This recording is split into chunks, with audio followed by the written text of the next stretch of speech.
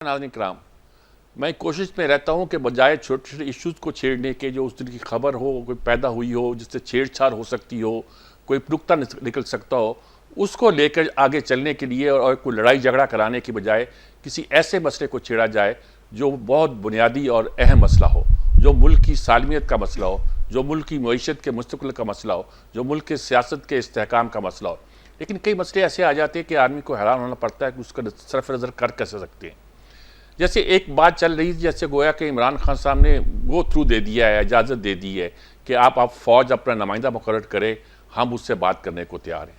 लेकिन अब उन्होंने जो बात की है उससे अंदाज़ा होता है कि अभी PTI के रैंक साल फाइल में कुछ वजाहत नहीं है। वो कह रहे हैं कि भी मैंने तो उनको अचकज़ई साहब को कहा है कि वो सियासतदानों से बातचीत करें। हाँ, मेरी गलती थी कि मैंने कहा था कि GHQ पे हमला करो, GHQ पे मुजाहरा करो, लेकिन एहतजाज करने में कौन सी आइन की खिलाफ वर्जी होती है?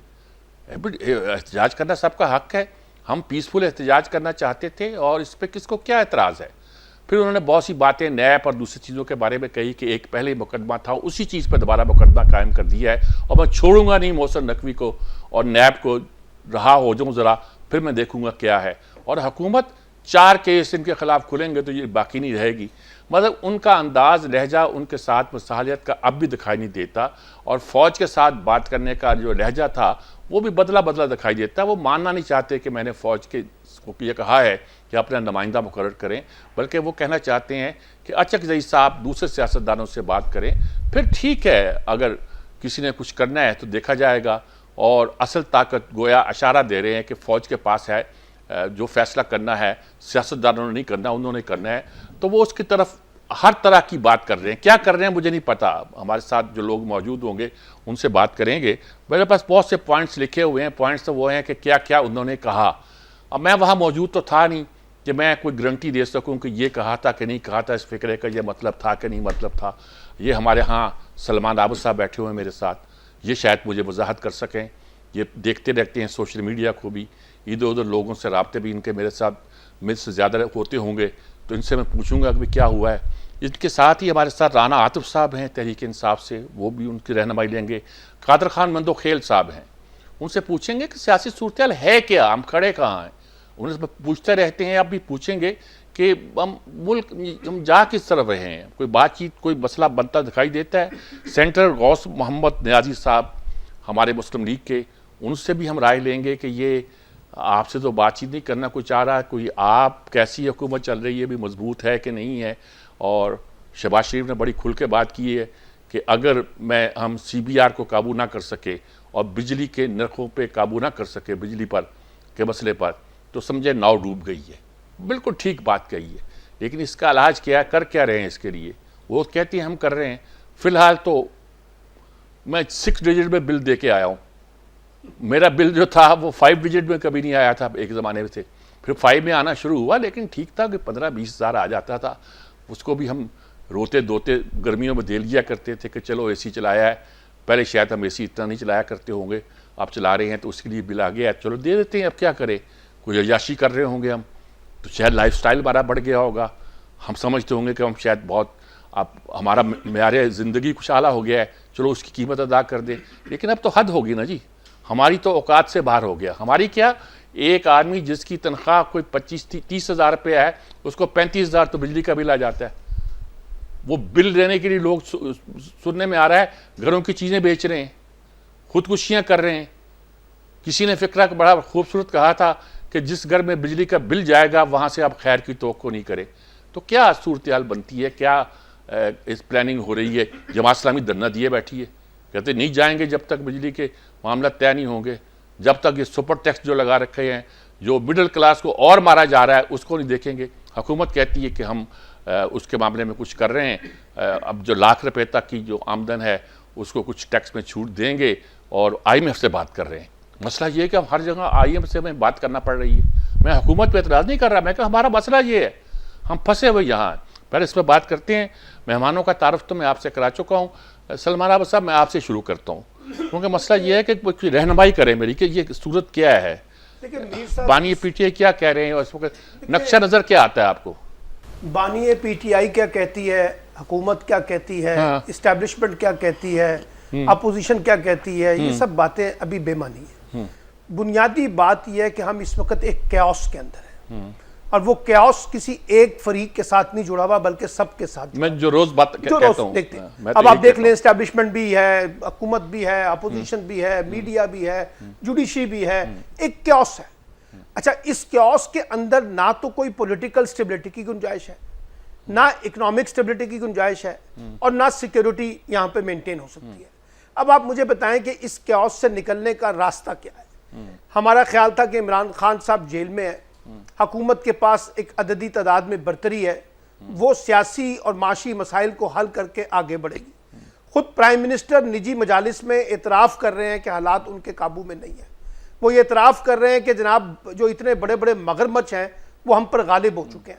वो ये एतराफ़ कर रहे हैं कि IPPs का मामला कैसे आगे बढ़ेगा। मुझे बताइए, कैपेसिटी पेमेंट का जो 2100 अरब रुपए के ऊपर है। अब ऐसे में जब लोगों, या तो आप परफॉर्म कर रहे हो ना मीर साहब, तो आपके सियासी मसाइल पीछे रह जाते हैं, लेकिन जब आप परफॉर्म भी नहीं कर रहे, आपके सियासी मसाइल भी आपके साथ हैं, और सिक्योरिटी और एस्टैब्लिशमेंट के साथ जो मामलात है उसमें भी टकराव है, तो फिर ऐसे में क्योस पैदा नहीं होगा तो कौन क्या होगा। अब मसला यह है कि हमें तो चाहिए थी इस वक्त एक रिकंसिलेशन, लेकिन हम पर सब पर एक भूत सवार है। इमरान खान साहब कहते हैं कि वो सिर्फ एस्टैब्लिशमेंट से बातचीत करेंगे, हुकूमत कहती है हमने PTI पे पाबंदी लगानी है, हुकूमत कहती है कि हमने जो है इमरान खान पे और डॉक्टर आरिफ अलवी पे गद्दारी का मुकदमा चलाना है। अब आप भी डॉक्टर आरिफ अलवी को मुझसे ज्यादा बेहतर जानते हैं, लेकिन हमें जनून चढ़ा हुआ है कि हमने गद्दारी का मुकदमा चलाना है, हमें जनून चढ़ा हुआ है कि हमने PTI को दीवार से लगाना है, उसमें भी है। अच्छा, वो तो आप पिछले 2.5 साल से लगा ही रहे हैं ना, लेकिन उससे बात आगे बढ़ नहीं रही इकोनॉमिकली। ये जो हमें कहा गया था कि बाहर से पैसे बहुत आएंगे, सऊदी अरब बहुत पैसे देगा, चाइना बहुत पैसे देगा, अमेरिका बहुत देगा, ओवरसीज पाकिस्तानी लेके आएंगे, कतर पैसे देगा, ये तो सारा का सारा इस वक्त तक सिर्फ जबानी जमा खर्च है, पैसा तो नहीं आ रहा। तो हम इस वक्त एक ऐसी क्यास में है, अगर हमारी हुकूमत हो, अपोजिशन हो, एस्टैब्लिशमेंट हो और जुडिशरी हो, अगर इन्होंने मीर साहब होशमंदी के साथ अपनी अपनी जाती अनाओं से बाहर निकलकर कौम के, रियासत के जो बड़े मामलात हैं उन पर तवज्जो नहीं देनी, तो फिर ये टकराव जो है ये हम सबको बहा ले जाएगा, किसी के हाथ में कुछ नहीं आएगा। पहले ही डेमोक्रेटिक स्पेसेस जो है कमजोर हो चुकी हैं, सिविल सोसाइटी कमजोर हो चुकी है, जुडिशरी कहां खड़ी है वो हम सबको पता है। इसलिए मैं ये समझता हूं कि अब भी होश के नाखून लें। आपने कर लिए तजर्बात जितने आपने तजर्बे करने थे, लेकिन बात नहीं बन रही है, तो इसलिए कहीं ना कहीं आपको गुफ्तो शरीद इमरान खान को भी लचक पैदा करनी पड़ेगी, एस्टैब्लिशमेंट को भी लचक पैदा करनी पड़ेगी, और हुकूमत को भी इस जुनून से बाहर आ जाना चाहिए कि हमने सबको गद्दारी के मुकदमों में अंदर डालना है। ये माजी में खेल हमने भट्टो साहब के साथ खेला, बेनजीर भट्टो के साथ खेला, आसिफ अली जरदारी के साथ खेला, नवाज शरीफ के साथ खेला। अब हम वही गलतियां दोहरा रहे हैं इमरान खान के साथ। अगर कोई समझता है कि इससे पाकिस्तान आगे बढ़ सकता है, वो कोशिश जरूर कर ले, लेकिन इसमें सवाए नाकामी की और कुछ नहीं मिलेगा। ठीक जी, राना आतिफ साहब, मैं आप ही से शुरू करता हूं ये बात को कि क्या नजर आता है। इमरान खान साहब के तो बयानात रोज बदलते रहते हैं, कभी ये बदलते तो नहीं रहते होंगे, तासुर ये मिलता है कि PTI अपना स्टांस रोज बदल लेती है। ये यहाँ एक बंदा कुछ कहता है, दूसरा कुछ कहता है, तीसरा कुछ कहता है, समझ नहीं आता कि आप लोग क्या चाहते हैं। कुछ पता चले आप लोग किस तरह मुल्क को ले जाना चाहते हैं, कुछ रहनुमाई करें हमारी। जी, बिस्मिल्लाहिर्रहमानिर्रहीम। बहुत बहुत शुक्रिया सजाद मीर साहब। आपने अपने इब्तदाइये में जो अवाम की हालत है और जो लोगों पे महंगाई का जो बम है वो गिर नहीं रहा, वो गिर चुका है। जैसे हिरोशिमा नागासाकी के ऊपर एटम बम गिरा था अवाम के ऊपर, ये हुकूमत वैसे ही महंगाई के एटम बम गिरा रही है। अभी आबिद साहब को मैं सुन रहा था, वो कह रहे थे कि जी ये जो सारे हैं मसाइल हैं जिनका उन्होंने तज़किरा किया। देखिए, मैं आपके प्रोग्राम में पहले भी शायद पिछली दफा कह चुका हूँ कि पाकिस्तान जो है इस टाइम एक पोली क्राइसिस सिचुएशन के अंदर है। वो इस पोली क्राइसिस ये है कि तमाम क्राइसिस बैक वक्त आ जाए। देखिए, एक क्राइसिस हो तो शायद कोई उसको हल किया जा सकता हो। वैसे इस हुकूमत में तो क्राइसिस को खत्म करने की सलाहियत नहीं है, क्राइसिस पैदा करने की सलाहियत है। ठीक है ना? तो इस टाइम देखिए, इस मुल्क में आईनी बहरान भी है, लेजिटमेसी का बहरान है। सबसे बड़ा जो बहरान है वो लेजिटमेसी का है। देखिए, इस हुकूमत की, देखिए आप समझें कि ये मसाइल पैदा क्यों हो रहे हैं। पहले हमें उस पर जाना चाहिए कि जो सारे मसाइल हैं वो पैदा क्यों हो रहे हैं। मसाइल पैदा इसलिए हो रहे हैं कि एक ऐसी हुकूमत, ना जिसके पास विल थी, ना जिसके पास मैंडेट था लोगों का, वो हुकूमत पाकिस्तान के लोगों के ऊपर आके बैठ गई, अच्छा। मुसल्लत होगी लोगों के ऊपर। ठीक है, अभी आप पतन की रिपोर्ट देखें, उन्होंने कहा कि NA 130 के अंदर यास्मीन राशिद 70 से 80 हजार की लीड से, वो जो कि एक जेल में बैठी हुई खतून थी, वो इलेक्शन नवाज शरीफ से जीत चुकी हैं। उससे आप अंदाजा लगा लें कि क्या हलकों में, बाकी हलकों में हाल हुआ होगा। आपको पता है कि 170 से 80 सीटें पीटीआई जीत चुकी थी इस इलेक्शन के अंदर। अच्छा। लेकिन हमने देखा कि 9 फरवरी को रिजल्ट बदल दिए गए। तो सारी जो बुनियाद खराब हुई है, वो मैं कहता हूं कि वो वहां से खराब हुई है। अगर आपने, अवाम ने जिन जिन नुमाइंदों को वोट दिया था, अगर वो आते और वो यकसुई से काम करते, और मैं आपको ईमानदारी से बता रहा हूँ सजाद मीर साहब, मैं तो पहली दफा पार्लियामेंट में आया हूँ, ऐसे ऐसे जबरदस्त लोग, जब हम कहते हैं ना कि पाकिस्तान के मसाइल का हल जमहूरियत के अंदर है, फाइनली पहले हमारा ये तराज होता था कि जमहूरियत के जरिए वो लोग नहीं आते जिनके अंदर कोई सलाहियत होती हो। मैं आपको यकीन दिलाता हूँ, ऐसे ऐसे बासलाहियत नौजवान जिनके पास विजन भी था, उनमें कॉम्पिटेंस भी है, तालीमी काबिलियत भी है, और सबसे ऊपर इंटेग्रिटी भी है, इलेक्ट होके आए हुए हैं। लेकिन और हमारी आपकी जमात पार्टी भी में तो बारी ले चुकी है ना, 4 साल यहां नहीं हुकूमत नहीं की है, 11 साल खैबर पख्तूनख्वा में कर रहे हैं। नहीं, बारी की बात नहीं है, अपना बारी की बात नहीं है। मैं आपके आपको लोगों बात को बताऊं, परख चुके हैं हम लोग, नहीं नहीं हमारा नहीं, तो बारी मसला की ये बात नहीं है। है। नहीं नहीं, बारी की बात नहीं है। देखिए, मैं जो बात करने जा रहा था कि वो ये है कि ये बारी तो नहीं होती कि पहले आपकी बारी या मेरी बारी, ये पीपल्स नहीं, पार्टी आप हम नहीं कहते हैं करते कि रहे हमारे पास बारियां। बासलाहियत लोग मौजूद हैं, मैं वो कह रहा हूं कि वो मैं आपको उस वक्त यकीन कहां दिलाता गए। हूं, देखिए कोरोना, सजाद मीर साहब, बसद एहतराम, आप कोरोना के दौरान 2 साल देखें, जब ये हुकूमत छोड़ के गई, पिछली हुकूमत 2018 के अंदर हमें $20 अरब का करंट अकाउंट डेफिसिट दे के गई। ठीक है, उसके बाद आपको याद है कि कोरोना आ गया 2019 के एंड में, जब हमारी हुकूमत के तकरीबन 1.25 साल बाद तो कोरोना आ गया, जो दुनिया की 100 साल तरीके के अंदर सबसे बुरी वबा लेकिन थी। उससे पहले आपकी मैशत डेफिसिट में जा चुकी थी। देखे ना यार, बात मैं नहीं कहता आपको, मैं एतराज नहीं कर रहा, लेकिन ये फैक्ट्स हैं ये भी। ठीक, मैं आता हूं दोबारा आपकी बिल्कुल। तरफ। मंदोखेल साहब, आप क्या नहीं तो कहेंगे? इसमें मेरा मेरा मेरा मेरा मेरा मेरा मेरा आप पॉइंट ले लें। जी बताएं बताएं। वो जो आबिद साहब जो बात कह रहे थे, मैं बात ये करना चाह रहा हूँ कि देखें, जब आपने कोई मसला हल करना होता है, फिर आप देखते हैं कि मसले का सोर्स क्या है। मसले का सोर्स ये था कि आपने अगर जमहूरियत के जरिए मसाइल हल करने हैं, तो जिन लोगों को अवाम ने मैंडेट दिया, पाकिस्तान तहरीक इंसाफ और इमरान खान को लोगों ने मैंडेट दिया था, और मैं बताता हूँ ओवरवेलमिंग मैंडेट दिया हुआ था। बात आपकी और ठीक है, आपने वो हमने सुन आपने ली। 17 वो सीटों वाली लोग, जमात को वो हुकूमत में दी, जवाब में तो लोग उसमें ये तो मसाइल कहते ही पैदा करने हैं। नहीं, जवाब में वो लोग कहते हैं कि जिन लोगों ने नवाज शरीफ को मैंडेट दिया था, आप लोगों ने उनको छीन लिया। ये देखें, ये किस्सा तो खत्म होने वाला नहीं है। मंदोखेल साहब, आप क्या कहते हैं? मैं दोबारा आपकी तरफ आता हूं, राना साहब, आपसे दोबारा बात करते हैं। मंदोखेल साहब, आप क्या कहते हैं सारी सूरत हाल पे? देखिए, पहले तो मैं सलमान आबिद साहब की बात करूं, उससे बड़ी अच्छी खूबसूरत बातें की है, मसाइल है, सबको सर जोड़ के बैठना है वगैरह वगैरह। बिल्कुल माजरत के साथ, हमारे जो घर में बुजुर्ग होते हैं वो इसी तरह बातें करते हैं जैसे सलमान आबिद साहब अच्छी बातें की है, मैं उसको गलत नहीं कह रहा हूँ। मगर एक बात पे मुझे एतराज है, वो ये कह रहे कि इमरान खान से बात करो, नहीं तो नाकामी के सिवा कुछ नहीं मिलेगा। ये क्या बात कर दी आपने? मैंने तो ये बात कही नहीं। तो कहते मैंने भाई नहीं कहा। मैंने लिखा हुआ है, ये मैंने लिखा है भाई। नहीं, दोबारा मैंने ये रिपीट कहा कर है दे। कि अगर सब लोगों ने बात ना भाई की तो रिपीट सबको कर दे, नाकामी आप होगी। ना बोले ना, आप रिपीट कर दे दोबारा। अमीर साहब चलें, ठीक रिपीट है। कर दे। चलें, मैं वो- लिख रहा था ना साथ साथ इस वजह से। ठीक है, ठीक है, ठीक है, आप बात करें। वो डिसोन करते, चलिए आप बात करें। आप रिपीट कर दे, आप रिपीट कर दे, उसको प्रोड्यूसर को बोलो नहीं, आप बात आप करें। रिपीट कर दे। अगर इससे बात नहीं की, मैं बात ही नहीं करूंगा दूसरी। चलें, आप बात करें रिपीट ना, करा आप दे। वो बात इस पर रुक तो ना जाएं, आप बात करें, चलें आगे चलें। उन्होंने कहा है कि हम होश के नाखून ले, अगर इमरान खान से बात कर ले, वरना नाकामी के सिवा कुछ नहीं मिलेगा। और मैं उसको लिख रहा था पूरा। आप मुझे बता दो कि हमने कब इनकार किए कि इमरान खान से बात ना करे?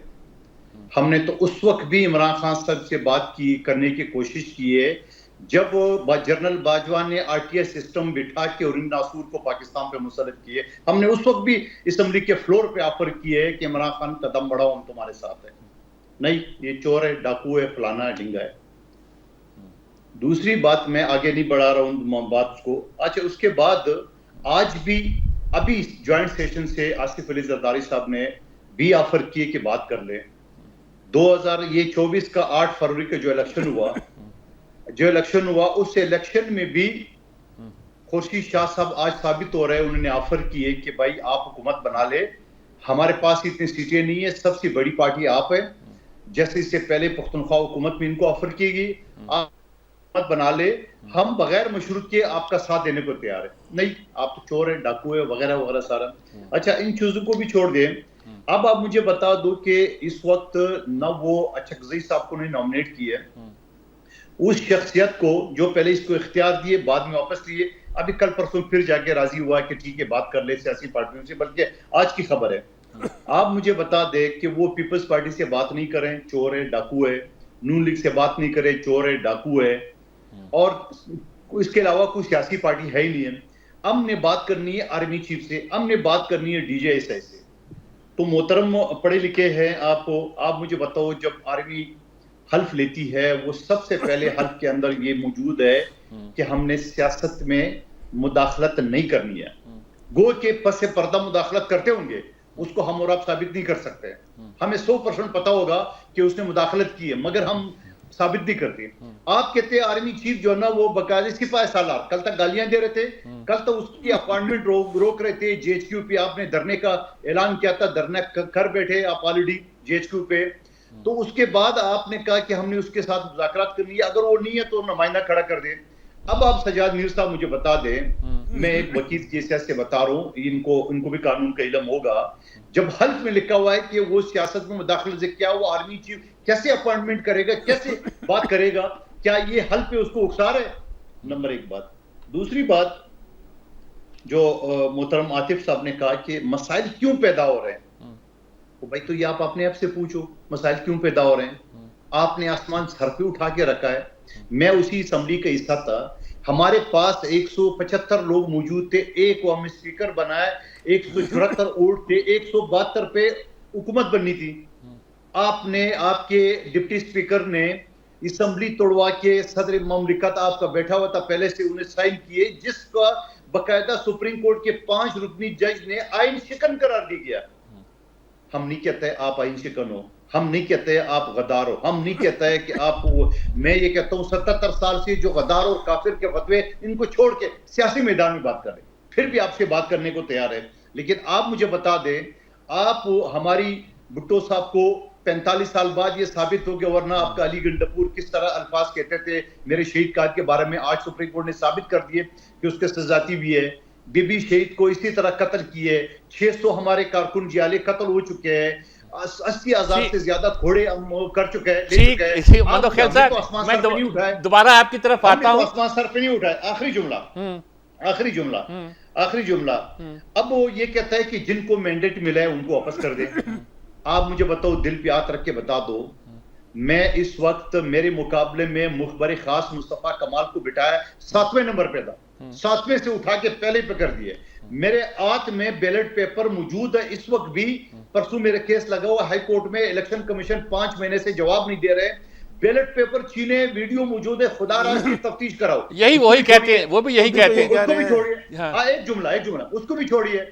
आप मुझे बता दो, वजीरिस्तान में क्या अली वजीर को आपने हराया? दिखा दे फॉर्म 45। क्या मोहसिन दावड़ को आपने हराया? दिखा दो फॉर्म 45। क्या कासिम गिलानी को मुल्तान में आपने हराया? दिखा दो फॉर्म 45। तो भाई पिक एंड चूज हुआ है, मैं भी मानता हूं आपके साथ भी कहीं ज्यादती हुई है, मौलाना साहब के साथ भी हुई है, जिनको मैंडेट आपके पास किया है, पंजाब में भी ज्यादती हो गई, लेकिन ऐसी बात नहीं है। आसमान सर पे ना उठाओ, अगला मौका साहब हम दोबारा आता हूं आपकी तरफ। जी, सेनेटर गौस मोहम्मद न्याज़ साहब, बहुत सी बातें तो आपकी हुकूमत के करने वाली हैं, एतराज़ात भी इसी पे करती है, ख़ास तौर पर तहरीक इंसाफ। लेकिन तहरीक इंसाफ आज जो जिसका मैंने इशारा किया शुरू में, बानी PTI की बात का, कि वो आप फिर कहते हैं कि बातचीत जो है वो मैंने गलत किया था कि GHQ पे जाएं, लेकिन मैंने तो पुरअमन मुजाहरे की बात की थी, ये तो मैंने किया नहीं था, और बहुत सी बातें की हैं, मुकदमा करूंगा निकल कर और छोड़ूंगा नहीं। क्या कहते हैं आप, क्या सूरत हाल है? देखिए जी, हम एक हमारा इलेक्शन गवर्नमेंट का हिस्सा है, हमारा टुको के वज़ीर आज़म शहबाज साहब हैं, हमारे साथ इत्तेहादी हैं, उनको सबको साथ लेके चल रहे हैं।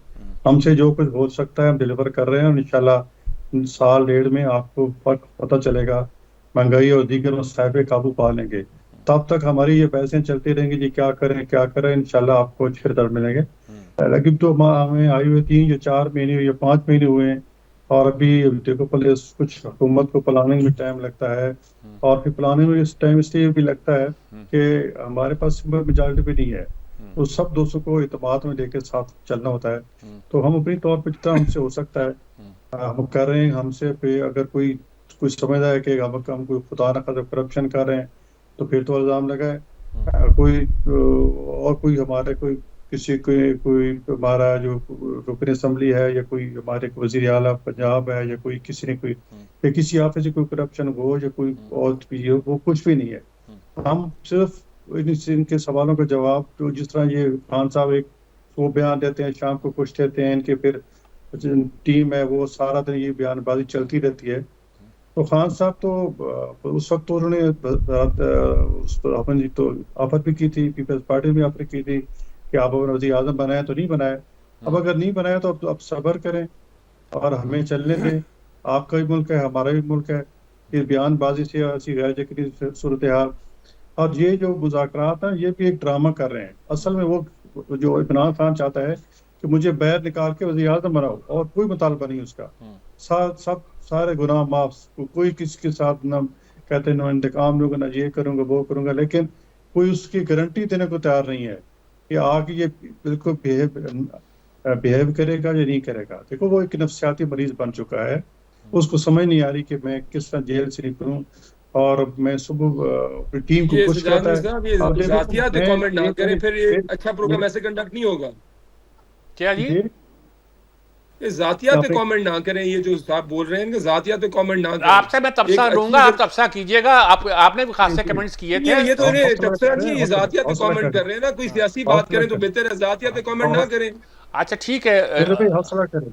और जहाँ तक ये मुज़ाकरात की बात है कि जी जगदीश साहब मुज़ाकरात करें, कल मैं पार्लियामेंट में था, इनके अंदर कोर कमेटी अपोजिशन लीडर के चैम्बर में इनका इजलास हो रहा था, और जगदीश से बाहर वेट कर रहे थे, उनको रोका हुआ था कि अभी हमारी बातचीत हो रही है, अब उसके बाद पे जगदीश साहब को बुलाते हैं। तो ये भी ढोंग ड्रामा करते हैं सियासी पार्टी को।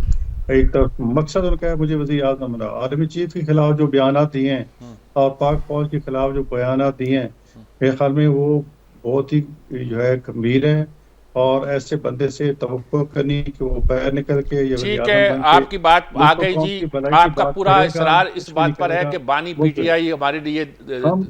और मीर साहब एक आखिरी बात के जी, हम इंशाल्लाह चलते रहेंगे, ये इस तरह बोलते रहेंगे, बयान सुबह कुछ आएगा शाम कुछ होगा, इंशाल्लाह हम आपको 1.5 साल में रिजल्ट देंगे। इंशाल्लाह।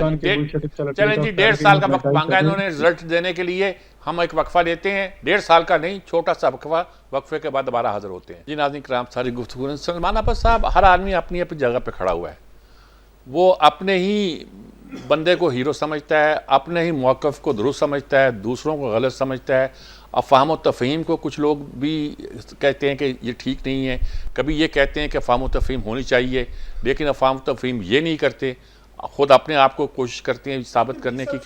क्या किया जाए? सियासी लोग तो यही कहेंगे ना, हाँ, हर सियासी जमात का बंदा ये कहेगा कि उसकी पार्टी की पोजीशन जो है वो दुरुस्त है, और हम गलती पर नहीं है, गलती पे हमारे मुखालिफ हैं। आप क्या कहेंगे? मैं आपको बता रहा हूँ, अब आप मुझे बताएं। आप तो पार्टीजन नहीं है, सियासी तो नहीं कहूँगा, सियासी तो है। अब आप सुने ना, वो ऑल पॉलिटिकल एनिमल्स। अभी मंदो खेल साहब ने बड़ी अच्छी बात की है कि आईन कहता है, कानून कहता है कि हमें फौजी मुदाखलत नहीं होनी चाहिए। अभी आपने परसों ख्वाजा आसिफ साहब का इंटरव्यू सुन लिया, माशाल्लाह। DGISI से कौन मुज़ाकरात कर रहा था? जनरल फैज़ के साथ। जनरल बाजवा के साथ कौन मुज़ाकरात कर रहा था?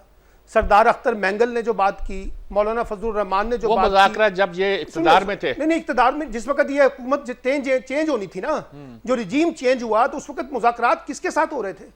और वो तो चले, हम तो कल तक ये कहते रहे कि जी जनरल बाजवा के साथ हो रहे थे।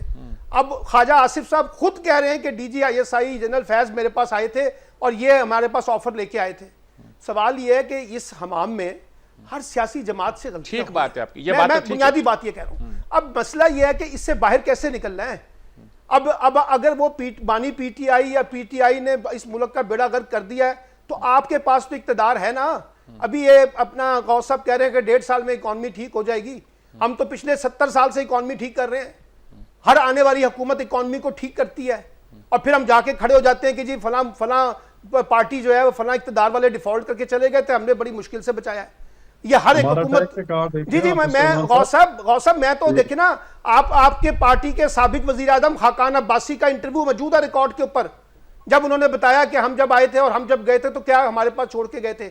ये एक ऐसी कहानी है जिसका कोई इस वक्त बहस नहीं है। आप गलत मैं नहीं कह रहा आप गलत कह रहे हैं, आप दुरुस्त कह रहे होंगे, लेकिन ये मुल्क की मईशत कहां पहुंची है, ये मुल्क की सियासत कहां पहुंच गई, ये मुल्क के अंदर जमहूरियत कहां खड़ी है, इसका भी कोई एनालिसिस कर लेना कि हम कहां खड़े हुए हैं इस वक्त। और ये मुझे बताएं कि क्या इस वक्त एस्टैब्लिशमेंट हावी नहीं है पूरे निजाम के ऊपर, क्या किसी को कोई शक है इसके ऊपर? इसलिए मैं ये कह रहा हूं कि हमें आगे बढ़ने के लिए सबको, मैं कह रहा हूं किसी एक फरीक की बात मैंने नहीं की, सबको रास्ता निकालना है, सबको बातचीत का रास्ता इख्तियार करना है। जो नहीं कर रहा अगर पीटीआई तो उसको भी निकालना है, लेकिन इसके अलावा कोई चारा नहीं है। कोई जंग नहीं होनी यहाँ पे, कोई जंगो जदल का मंजर नहीं होना। आपने इकोनॉमिकली स्टेबल होना है। अभी देखिए ना, 1.5 साल से हमें कहा जा रहा था कि फलां फलां मुल्क पैसे दे रहे हैं। गौस साहब आप खुद बता दें, आप तो हुकूमत में ना, कहां से पैसा आया है जरा मुझे बता तो देना। किस मुल्क ने पैसा दिया है इस पिछले 6 महीने में या 1 साल में? कहां से पैसे आ रहे हैं हमारे पास? पैसे तो नहीं आ रहे।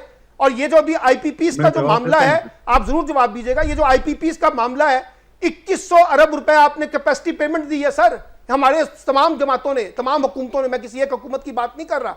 और बिजली का यूनिट कोई पैदा नहीं हुआ। अब इसको कौन एहतसाब करेगा इसका? कोई चेक एंड बैलेंस होगा?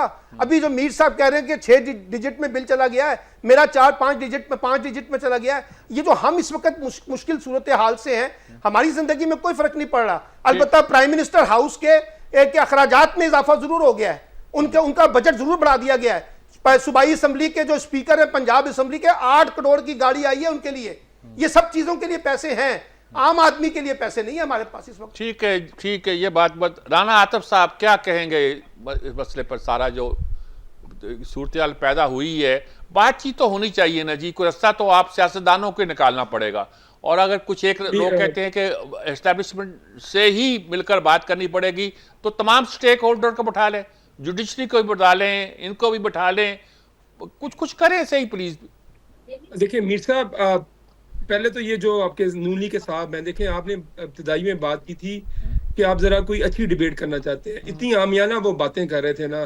सीरियसली स्पीकिंग, ये एक जाती कमेंट इनको ना करें, हमें सबका पता है इनकी क्या, सबकी क्या इनकी। अब आप भी ना मैं नहीं, वो क्योंकि अगर ऐसी बात करेंगे ना तो इनको क्या, प्रोग्राम अगर अच्छे तरीके से कंडक्ट करना, अगर पढ़े लिखे तरीके से बात करनी है तो बात फोकस बात करें। बात सवाल कोई होता है, जवाब कोई देना शुरू कर देते हैं। अच्छा नहीं, अगली बात में आता हूँ। आबिद साहब ने, जो सलमान आबिद साहब ने बात की, देखें सलमान आबिद साहब, आप भी थोड़ा सा देखें, आपने शायद आपके फैक्ट्स ठीक नहीं है।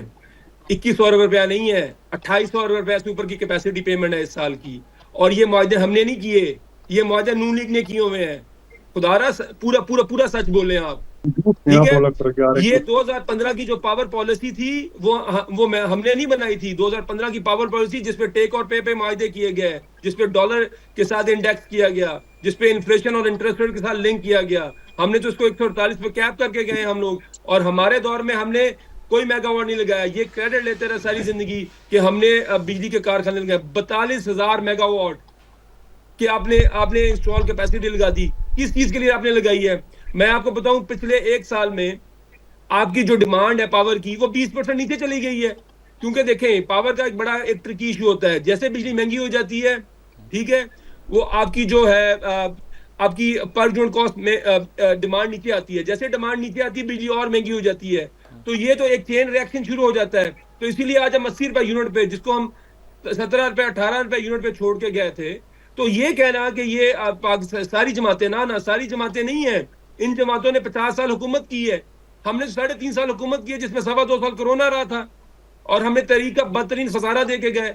उस 3.25 साल को 50 साल से कैसे कंपेयर कर सकते हैं? और मैं आपको बार बार, तो इसलिए पाकिस्तान तरीके इंसाफ को बिल्कुल आप कंपेयर नहीं कर सकते इन दो जमातों की नालायकी से, इन दो जमातों की मिस गवर्नेंस से, इनकॉम्पिटेंस से। चलिए अब आप नालायकी इनकॉम्पिटेंस लफ्ज़ इस्तेमाल करते हैं। अब जब दूसरे करेंगे तो आप जाति कहेंगे, आप फिर आप जाति कहेंगे इन सब बातों को। नहीं, मैं देखिए, मैंने जात के ऊपर कमेंट नहीं किया। अच्छा चलिए बात करें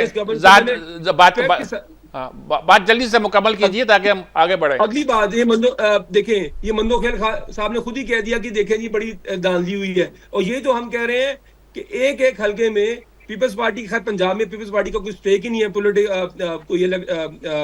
पॉलिटिकल कोई स्टेक ही नहीं है, क्योंकि इनका तो यहाँ से कोई नुमाइंदा, मैं 6-7 इनके MNAs बने हैं, और वो भी शायद जाती हैसियत में ज्यादा बने, उनमें भी आधे शायद फॉर्म 47 पे बने हैं। लेकिन उसके बावजूद मेरे हल्के के अंदर पीपल्स पार्टी का MNA का कैंडिडेट ही नहीं था, और MPA के 450 वोट थे सिर्फ।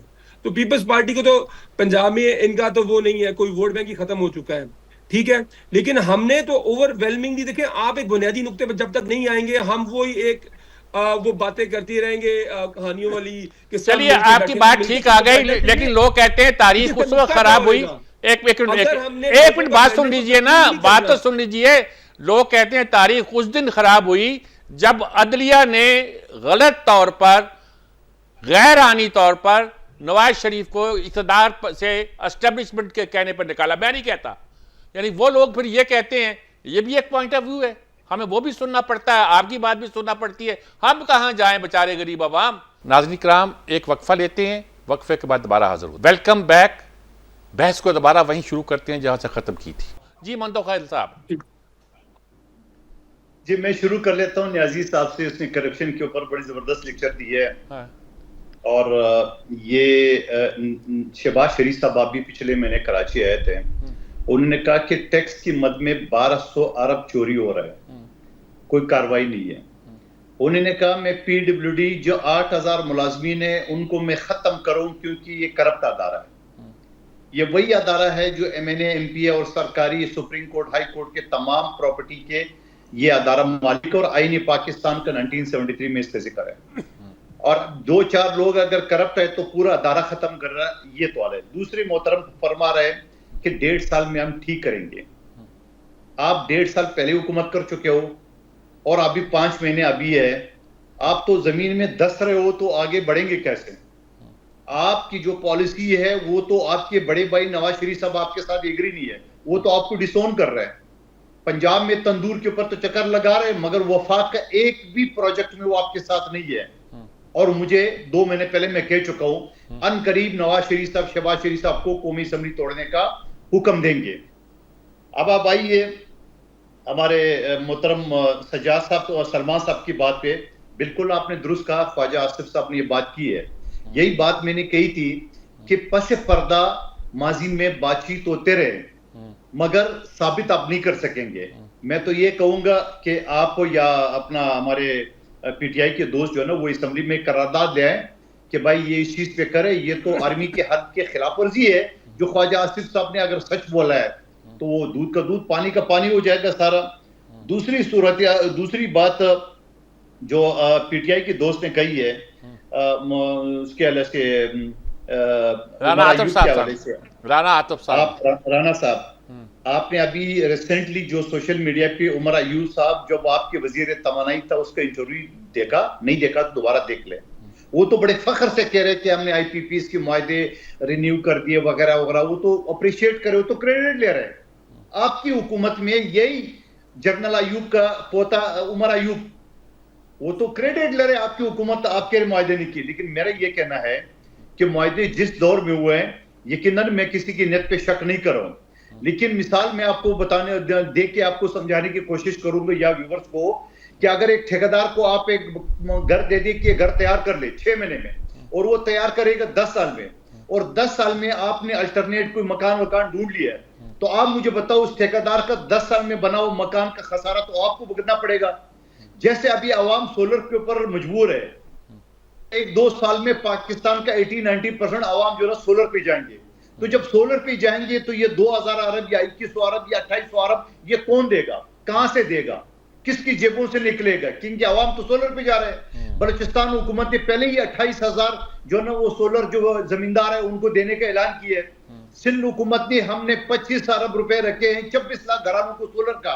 आज हमारे वजीर आला सिंध ने कहा कि हम सरकारी दफातर सारे सोलर पे ले जा रहे हैं। तो ये मुझे बताओ, ये जो हाथी है IPPs का, जिसमें पाकिस्तानी कब चाइना या दूसरे मुल्क के अदारे हैं, ठीक है, उनके ठीक साथ नेगोशिएट, उनके साथ बातचीत सोलर पर नहीं होना जाएं जी चाहिए। सब, सोलर पर एक जाएं, आखिरी विंड बात, पे जाएं, बाकी आखिरी बात, कैपेसिटी आखिरी पेमेंट बात, देखें कौन करता है, आखिरी गवर्नमेंट बात, करती है, कौन आखिरी करता है। बात, जी आखिरी बात मीर साहब, जी आखिरी बात, जल्दी से जरा। उन्होंने पीपल्स पार्टी के हवाले से बात की है, तो मोहतरम, ज़मीनी इंतखाबात में मैंने आपके पीटीआई के कैंडिडेट को 6ठे नंबर पे छोड़ा, दूसरे पे भी नहीं, तीसरे पे नहीं, 6ठे नंबर पे। तो आप अपनी खैर मना ले, कहीं आपका जोर होगा, कहीं हमारा जोर होगा। मौलाना फजलामा साहब से आप एहतियात कर रहे हैं, खुद आप उनकी बेनिफिशियरी हो, पीटीएम की सीटें आप जीते हो वहां पे वजीरिस्तान से, और आप दावा कर रहे हो। और अभी हाल ही में जो मुल्तान में इलेक्शन हुआ, कासिम गिलानी का 35,000 वोट से आपके कैंडिडेट को हरा है। ठीक जी जनाब, सेनेटर गौस मोहम्मद नियाजी साहब, सारा बोझ आप पे आता है। हाँ मीर साहब, आप इतने टॉपिक इकट्ठे छेड़ लिए, आप किस किस पे जवाब दें, या तो आपको 5-10 मिनट दें, मैं सबका जवाब देता हाँ हूँ। आप बात करेंगे। पहले आईपीपीस की बात हुई। देखो आईपीपीस ये झूठ बोलते हैं राणा साहब। एक तो इनको अखबारी ये मीडिया पे कुछ स्टडी किया करें कि आईपीपी के मुआहदे कब शुरू हुए थे। ये पीपल्स पार्टी के दौर में शुरू हुए थे। जी बात ये दुरुस्त है, बार बार उनको मैंने इसको रिपीट नहीं किया कि शुरू हुए, मैं पार्टी से बनना नहीं चाहता। इनके दौर में भी हुए, जो इमरान खान का दौर था उसमें भी 2015 की पावर पॉलिसी पढ़ ले, मैं पावर सेक्टर का बंदा हूं, मुझे पता है पावर सेक्टर का, खुदा के वास्ते यार। राणा साहब वो बात की बात है, पहले आईपीपी आपको पता होना चाहिए कि कब से आईपीपी लगने शुरू हुए, तो आप झूठ क्यों बोलते हैं अगर स्टडी की है तो। दूसरी बात, ये कह रहे हैं झूठ मैं नहीं बोल रहा, मैं आपको बता रहा हूं, मैं आपको फैक्ट क्लियर कर रहा हूं, शायद आपको नहीं पता। अच्छा आप सुन लेना जरा बात, अब मेरी बात सुने। आप अमूमन उनकी बात पे बोल पड़ते हैं। जी मंदो ख्याल साहब फरमा रहे थे कि जब मैंने करप्शन की बात की, मैंने किस सियासी करप्शन की कि हमारा कोई एमपी एमएनए या हमारा वज़ीर आज़म या वज़ीर आला कोई करप्शन पे इल्जाम नहीं है। इदारों में करप्शन है, देखो ना एफबीआई में करप्शन है, और फिर शहबाज शरीफ साहब के साथ निपट रहे हैं, उन्होंने ट्रांसफर्स की, सबको हटाया उधर से, और फिर उन्होंने एका कर लिया और हुकूमत को परेशान करने की कोशिश की। मैं तो इस पर शहबाज साहब को जो किसी परीक्षा में नहीं है, उसने कहा बिल्कुल जो मैंने ट्रांसफर की है वो ट्रांसफर होंगी, उस पर अमल दरामद होगा, और अमल दरामद हुआ। और वो इसलिए मैं कह रहा हूँ कि हमें आप साथ देते हैं, इंशाल्लाह ये करप्शन भी खत्म तो शायद ना, और फिर कम हो जाएगी। और दूसरी, मैं राना आतर साहब से कहता हूँ कि जी हमें ताने दिए जा रहे हैं, तो आपसे अपना सूबा चल नहीं रहा। इनकी वज़ीर आला कह रहे थे कि हम जमीनें बेचते हैं ताकि हमारे पास पैसा नहीं है, तो ये इन लोगों का हाल है, और इल्जाम ये लोग हम पे लगाते हैं। देखो आईपीपीएस बिजली का जो बहरान है ये मजबूरी से लगते हैं, क्योंकि सबसे सस्ता जो तरीका था पहले वो पन बिजली का था, डैम्स बना के। डैम्स में फिर आपको पता है कितने इख्तलाफात, अभी वो जो दासू डैम उस पे जो इंडिया ने उसको वर्ल्ड बैंक ने $5 अरब देना था, वो नहीं दे रहा। क्यों नहीं दे रहा है जी? इंडिया कहता है कि जी ये तो कश्मीर कैसा है, तो ये तो डिस्प्यूट एरिया है। तो हमें कई इंटरनेशनल मसाइल का सामना है कि इंटरनेशनल साजिश है, तो बजाय इसके कि हम सारे इकट्ठे होकर सच में मुकाबला करें, ये कोई जेल से बयान दाग देता है, कोई कराची से बयान दाग देता है, और कोशिश की होती है कि हुकूमत डिलीवर ना कर सके। भाई हम इन्हीं हालात में इंशाल्लाह डिलीवर करेंगे। दो हम वादे करते हैं, इंशाल्लाह आपको पूरा करते हैं। 2013 से 18 तक, 13 में कितनी लोड शेड थी? 16 घंटे, 18 घंटे हमने कारखाने लगाए और बिजली की कमी को पूरा किया। और फिर कहते हैं जी यहाँ पे ओवर प्रोडक्शन की है। भाई किसी हमने क्या पता था कि हमारे पास जो लोग आएंगे इतने निकम्मे होंगे कि सीपैक के प्रोग्राम को भी खत्म कर देंगे। किसी मुल्क की इंडस्ट्री के लिए, तरक्की के लिए, उसके लिए इंफ्रास्ट्रक्चर और पावर की जरूरत होती है। ज़ाहिर हमने तो कारखाने लगाया कि मुल्क में सीपैक शुरू होगा, चाइना से इन्वेस्टमेंट है कि कारखाने लगे, कि हमने तो तरक्याती जोन भी बना दिए थे, रशिया में और बनाया था, कराची में बनाया, सारे बनाया कि वहाँ ये इंडस्ट्री लगी तो बिजली कहाँ इस्तेमाल होगी। ये आप ठीक कह रहे हैं। बहुत सारे प्रॉब्लम पैदा हुए जिसने इंडस्ट्रियलाइजेशन के प्रोसेस को रोका है, चाहे वो सीपैक का हो, चाहे दूसरी इन्वेस्टमेंट आनी हो, आ रही थी, इसमें भी कोई शक नहीं है। लोग मुज़ाकरात शुरू कर रहे थे, लेकिन जो कुछ भी हुआ अब ये हिस्ट्री का हिस्सा है। अब आगे क्या होगा, आगे हम कैसे बढ़ सकते हैं, इस बात पे गुफ्तगू करेंगे अपने इस आखिरी सेगमेंट में। एक वक्फे के बाद हाजिर होते हैं। ये नाज़रीन कराम, कोशिश करेंगे कि अब इस बात पे करें कि आखिर मसले का हल क्या है। सलमान साहब, मैं आपसे बाद में गुफ्तगू करता हूँ। राना आतिफ साहब कहीं जाना चाहते हैं, उनको जल्दी है, मैं चाहता हूँ सबसे पहले उनसे गुफ्तगू कर लूँ ताकि कहीं वो इस सेगमेंट में रह ना जाए। जी राना साहब, क्या आपके लास्ट वर्ड्स क्या होंगे, किस तरह आप अपनी गुफ्तगू को कंक्लूड करना चाहेंगे? इस तरह कीजिएगा ताकि आपकी गैर मौजूदगी में कोई बात हो तो आपको शिकायत ना हो कि कोई ऐसा जवाब दिया गया है जो आप मौजूद नहीं थे। नहीं, कोई बात नहीं है। देखें, मैं ऑब्वियसली उस पर नहीं जाता, लेकिन 2015 के बाद से जितने पावर प्लांट्स लगाए गए, पाकिस्तान अगर 11% के हिसाब से भी ग्रो करता, जीडीपी ग्रोथ 11% के हिसाब से भी होती अगले 15 साल, तो फिर भी इतनी बिजली यूज नहीं होनी थी। पॉइंट ये नहीं है, पॉइंट ये है कि जो ये 40-50 साल से अब ये हमें लेक्चर दे रहे हैं जी जमहूरियत को चलने दें, और जमहूरियत वो होती है कि पहले अवाम के मैंडेट को तस्लीम किया जाता है। पहले ये जमातें 20 साल एक दूसरे को चोर डाकू कहती रही, चोर डाकू कहती रही, और जब इनको पता लगा कि अब तो हमारी जो है नूरा कुश्ती है वो खत्म होने लगी है इमरान खान और पाकिस्तान तरीके इंसाफ की वजह से, अब इनको बड़ा याद आ गया, नहीं हम तो जी बड़ी वो मफामत की सियासत करते हैं। देखिए, पाकिस्तान में सियासत बदल चुकी है। मीर साहब, मैं आपको बताऊं, मैंने 17 दिन इलेक्शन कैंपेन की है और इतने मुश्किल हालात में इलेक्शन कैंपेन की है, और मैंने अपने हरीफ को जो 40 साल से सियासत कर रहा था 50,000 वोटों से इलेक्शन हरा दिया है। ये पाकिस्तान बदल चुका है। अब सिर्फ हमें एक चीज करने की जरूरत है। पाकिस्तानी पब्लिक बड़ी मैच्योर है पॉलिटिकली। बदकिस्मती ये है कि जब तक हम वो लोग हुकूमत नहीं करेंगे जिनको लोगों ने इख्तियार दिया हुआ है और जिनमें कोई अहलियत है। देखिए, इनको तो हम 40-50 साल से जानते हैं, इन्होंने क्या किया पाकिस्तान का। मैं आपको बताऊं कि ये 2000 के राना साहब ऐसे नहीं कहे, 70 में हमने भुट्टो साहब को भी इस तरह ही आते देखा है, खंबे को वोट दिए लोगों ने, और हमने खुद वो इलेक्शन कवर भी किया है मैंने, और इलेक्शन में वोट भी डाले हैं, और जिस शख्स के बारे में जाता था कि इसको कोई पूछेगा नहीं। मैं आपकी उम्र में तो बहुत छोटा हूं, लेकिन 70 के अंदर जो पीपल्स पार्टी थी वो सिवाय पंजाब के उनके पास किसी सूबे में सिंपल मेजॉरिटी नहीं थी। ये बात ठीक है, ये बात ठीक है, लेकिन वेस्ट पाकिस्तान में मेजॉरिटी थी। बलूचिस्तान में सिर्फ प्रोविंशियल असेंबली की एक सीट थी, पंजाब में इनके पास सिंपल मेजॉरिटी भी नहीं थी। मैं वैसे आपको बात बता रहा हूँ, तो इसलिए ये मैं वो बात नहीं कर, भुट्टो साहब इसमें कोई शक नहीं, बड़े मकबूल लीडर थे, इसमें तो कोई शक ही नहीं है, मैं इसको डिनाई नहीं कर रहा। मैं तो ये कह रहा हूँ कि पाकिस्तान बदल चुका, ये मैं बात कह रहा हूँ। तब भी लोगों ने एक नजरिए को वोट दिए, 70 के बाद अब लोगों ने एक नजरिए को वोट दिया है। लोगों ने वो जो इलेक्टेबल की सियासत है वो लोगों ने दफन कर दी है। अच्छा, फिर बात सुने, नजरिया क्या है? नजरिया ये, हमारा नजरिया बड़ा क्लियर है कि पाकिस्तान को एक इस्लामी फलाई रियासत बनाना, जहां पे आइन और कानून की हुक्मरानी। इस्लामी फलाई रियासत क्या होती है? उसकी मिसाल आप देते हैं नॉर्वे की, स्वीडन की, वो तो इस्लामी फलाई रियासत नहीं है। नहीं मीर साहब, नहीं, माजरत के साथ देखिए, हम वो देते हैं कि जिन मुल्कों ने इस्लामी फलाई रियासत के कुछ प्रिंसिपल अडॉप्ट किए हैं वो मुल्क कितने आगे जा रहे हैं। हम ये एग्जांपल नहीं देते। ठीक है, मैं इस पर बहस नहीं करना चाहता, वरना इस पर बहुत लंबी बहस हो सकती है। तो लेकिन बहुत शुक्रिया आपका, बहुत शुक्रिया, आपने अपने तफसील से बात की। आपने सलमान आबद साहब, ये सारी गुफ्तगू कैसे वाइंड अप करते हैं आप? देखिए मीर साहब, बात वही है जो बात अभी मंदोखेल साहब ने भी की है, गौस साहब भी कर रहे हैं, राना साहब भी कर रहे हैं, मैं भी कर रहा हूँ, आप भी कर रहे हैं। हमें तो सर आगे बढ़ने का रास्ता देना है। अब आगे बढ़ने का रास्ता जो है वो सिवाय डायलॉग के तो कुछ नहीं है। ठीक है, और ये डायलॉग अब सिर्फ हुकूमत और अपोजिशन के दरमियान नहीं रहा, इसमें और स्टेक होल्डर इंगेज हो गए हैं। एस्टैब्लिशमेंट बहुत आगे तक आ गई है, जुडिशरी बहुत आगे तक आ गई है, जुडिशरी के फैसलों को तस्लीम नहीं किया जा रहा, जुडिशरी पे इल्जामात लग रहे हैं। ठीक है ना, जुडिशरी ने जो फैसले किए हैं उसके ऊपर हुकूमत ने खड़ा होकर कह दिया है कि हमने इसके ऊपर अमल दरामद नहीं करना। तो इसलिए ये सारे स्टेक होल्डर जो हैं इनको बैठ के कोई रास्ता निकालना होगा। छोटी सी बात आपसे करना चाहता हूँ, ये हमारे जुडिशरी का जो इंतखाब है, इस अब अमेरिका में मसला छिड़ गया है। ठीक है, वो बाइडन कहता है कि मैं सुप्रीम कोर्ट को ठीक करूंगा, उनकी मुद्दत मुलाजिम मुकर्रर करूंगा, और भी कुछ बातें कर रहा है।